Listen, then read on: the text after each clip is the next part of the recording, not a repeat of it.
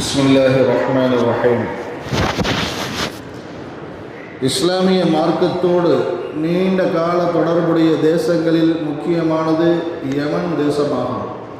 நபி இப்ராஹிம் அலைஹிஸ்ஸலாத்து வஸ்ஸலாம் அவர்கள் அல்லாஹ்வின் கட்டளையின் பிரகாரம் தங்களது மனைவி அன்னை ஹாஜரா அலைஹிஸ்ஸலாத்து வஸ்ஸலாம் மற்றும் தங்களுடைய மகனார் இஸ்மாயில் நபி அலைஹிஸ்ஸலாத்து வஸ்ஸலாம் ஆகியோரை மக்காவில் கொண்டு போய் தன்னந்தனியே விட்டுவிட்டு பலஸ்தீனுக்கு திரும்பிவிட்டார்கள்.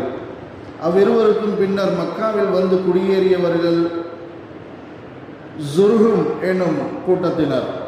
அவர்கள் யமனிலிருந்து வந்தவர்கள். அக்கூட்டத்தினரில் ஒரு பெண்ணைத்தான் நபி இஸ்மாயில் அலைஹிஸ்ஸலாத்து வஸ்ஸலாம் அவர்கள் திருமணம் செய்தார்கள். ஜுர்ஹுமிலிருந்து வந்தவர்கள்தான் குறைஷி கூட்டத்தினர்.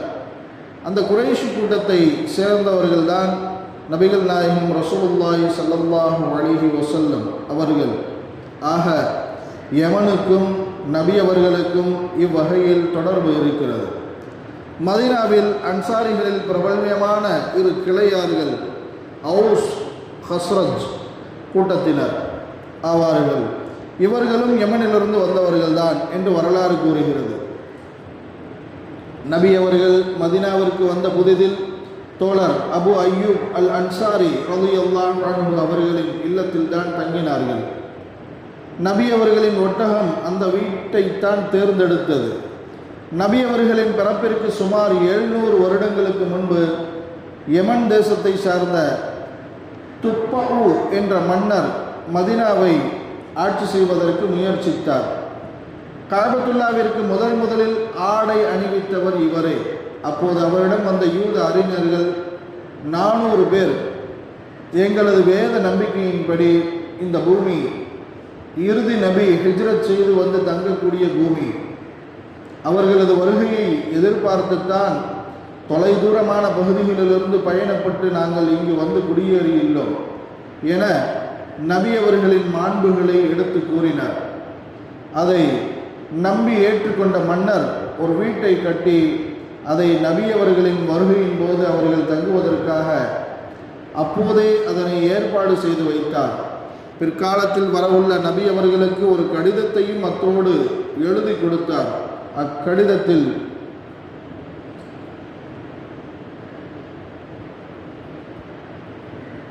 படைப்பினங்களின் இரட்சகனாகிய அல்லாஹுவின் தூதர் என நான் அஹ்மது நபி ஸல்லல்லாஹு அலைஹி வஸல்லம் அவர்களை ஈமான் கொள்கிறேன்.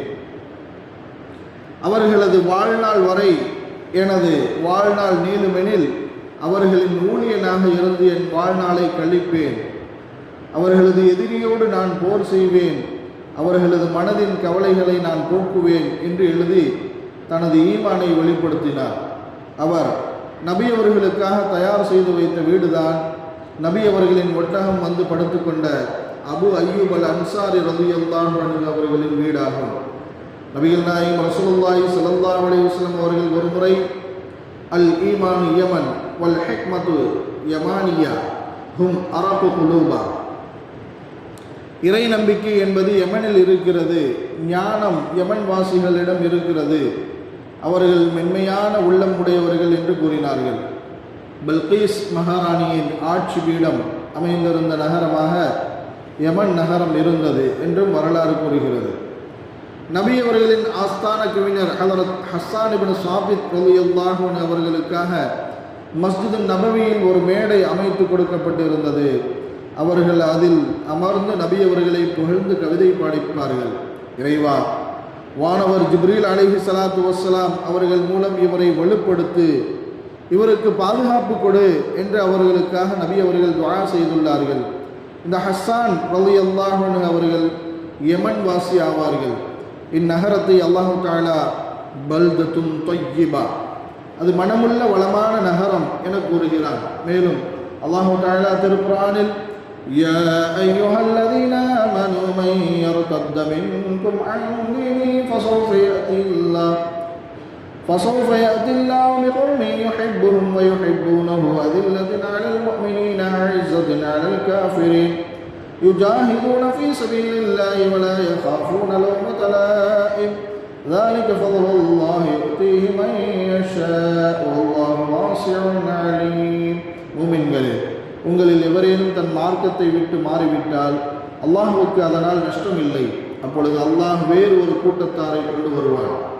அவன் அவர்களை நேசிப்பான், அவனை அவர்களும் நேசிப்பார்கள். அவர்கள் மூமின்களிடம் பணிவாக நடந்து கொள்வார்கள், காஃபிர்களிடம் கடுமையாக இருப்பார்கள்.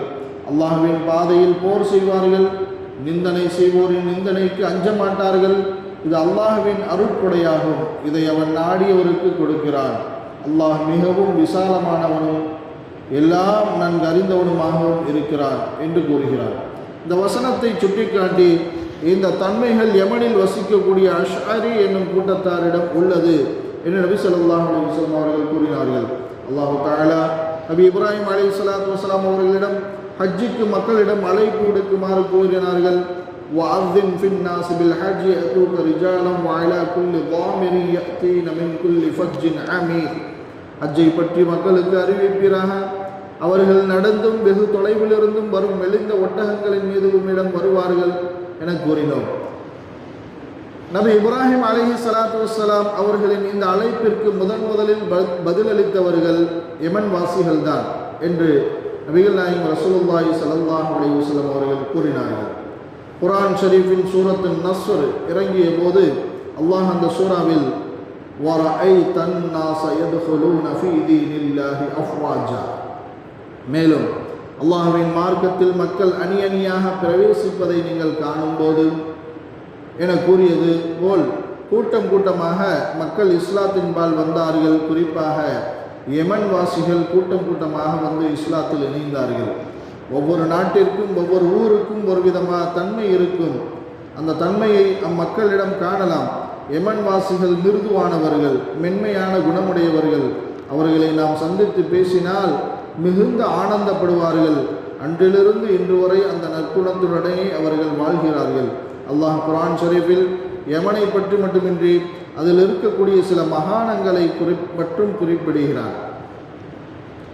ஆம், குர்ஆன் ஷரீஃபில் வருகிற அஹ்காஃப், சைலுல் அரம், தாத்துல் இமாத் போன்ற பெயர்கள் யமன் தேசத்தின் பெரும் பகுதிகளை ஊர்களை குறிக்கக்கூடிய பெயர்களாகும். நபிகள் நாயகம் ரசூலுல்லாஹி ஸல்லல்லாஹு அலைஹி வஸல்லம் அவர்கள் கூறினார்கள், தலைமைத்துவ பண்பு குறைஷிகளிடம் உள்ளது. தீர்ப்புகள் வழங்குவதில் திறமையானவர்கள் அன்சாரிகள், பாங்கு சொல்வதில் சிறந்தவர்கள் அபிசீனியர்கள், ஷரீஅத்தை வலுவாது பின்பற்றுபவர்கள் யமன் வாசிகள், அஸ்து வாசிகள் நம்பிக்கைக்குரியவர்கள். அஸ்து யமனில் உள்ள ஒரு பகுதி. மேலும் பெருமானார் ஸல்லல்லாஹு அலைஹி வஸல்லம் அவர்கள் அல்லாஹும்ம பாரிக் லனா ஃபீ ஷாமினா, அல்லாஹும்ம பாரிக் லனா ஃபீ யமனினா, யா அல்லாஹ் ஷாம் தேசத்திற்கும் யமன் தேசத்திற்கும் நீ பரக்கத் செய்வாயாக என்று துஆ செய்துள்ளார்கள். மேலும் கியாமத் நாளில் என்னுடைய ஹவுதுல் கௌசர் நீர் தடாகங்களிலேயே ஆரம்பமான நீர் தடாகம் யமன் வாசிகளுக்குரியது என்று நபி அவர்கள் கூறினார்கள். காபத்துல்லாவிற்கு 4 முனைகள் உள்ளன.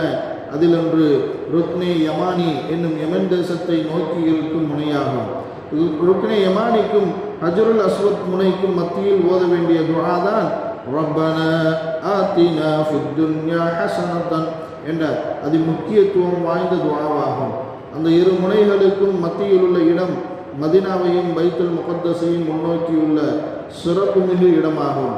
அவ்விடத்தின் சிறப்பை அறிந்த பல நல்லோர்கள் அங்கிருந்து வணக்க வழிபாடுகள் துஆக்கள் செய்வார்கள். மேலும் ருக்னே யமானி மூலை ஹரமின் துஆ ஒப்புக்கொள்ளப்படக்கூடிய இடங்களில் ஒரு இடமாகும். ஒரு முறை 4 சஹாபாக்கள் இணைந்து நமது முக்கியமான பிரார்த்தனைகளை நாம் ருக்னே யமானியிலிருந்து கேட்போம் என்று கூறி ஒவ்வொருவரும் ஒவ்வொரு தேவையை முன்வைத்து அல்லாஹ்விடத்தில் வேண்டினார்கள். அந்த 4 பிரார்த்தனைகளும் கபூல் செய்யப்பட்டது என்பது வரலாறு. அந்நால்வரில் ஹஜ்ரத் அப்துல்லாஹ் இப்னு ஸுபைர் ரலியல்லாஹு அவர்கள், யா அல்லாஹ் மக்காவை நான் ஆட்சி செய்ய வேண்டும், அதுவரை என்னை மரணிக்க செய்து விடாதே என்று துஆ செய்தார்கள். ஹஜ்ரத் அப்துல்லாஹ் இப்னு உமர் ரலியல்லாஹு அவர்கள், யா அல்லாஹ் சுவனத்தில் நான் தங்குமிடத்தை உலகிலேயே நான் காண வேண்டும், அதுவரை என்னை மரணிக்க செய்து விடாதே என்று துஆ செய்தார்கள். அவர்களின் துஆக்கள் கபூல் செய்யப்பட்டது என வரலாறு கூறுகிறது. அல்லாஹ் தஆலா அந்த இடங்களை சென்று தரிசித்து அங்கிருந்து துஆ செய்யக்கூடிய பாக்கியத்தை நமக்கும் தந்தருள் புரிவானாக. யமன் தேச மக்களின் குணங்களைப் போல நற்குணமுடையவர்களாகவும் நம்மையும் ஆக்கி அருள் புரிவானாக.